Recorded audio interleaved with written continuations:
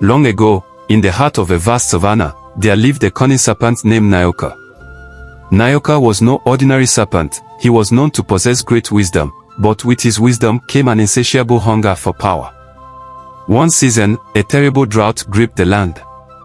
Rivers dried up, crops withered, and animals began to perish. The villagers prayed to the gods, but their cries went unanswered. In their desperation, the elders saw the Rainmaker, an old and mystical woman who lived atop the sacred mountain. It was said that she could summon rain, but only if her price was met. The elders climbed the mountain, bearing gifts of beads, ivory, and honey. The Rainmaker greeted them with eyes that seemed to see through their souls. She listened to their plea and said, "I will bring the rains, but first, you must give me the purest heart in your village." The elders were horrified. How could they decide whose life to sacrifice? They returned to the village, their hearts heavy. Word spread quickly, and the people grew fearful. Who among them had the purest heart? Nyoka, who had been observing from the shadows, saw an opportunity. He slithered into the village square and addressed the people. "Why should anyone die for rain?" he hissed. "I know the Rainmaker's secret. She is not a goddess, she is just a woman who fears me. Let me deal with her, and I will bring you rain." Desperate and willing to try anything, the villagers agreed.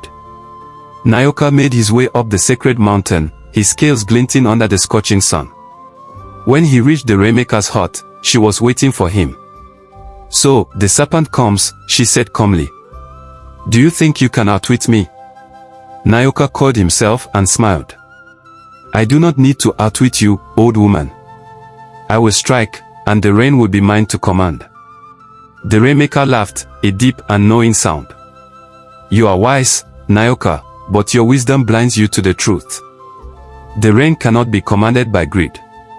Before Nyoka could strike, the Rainmaker raised her staff and chanted an ancient spell.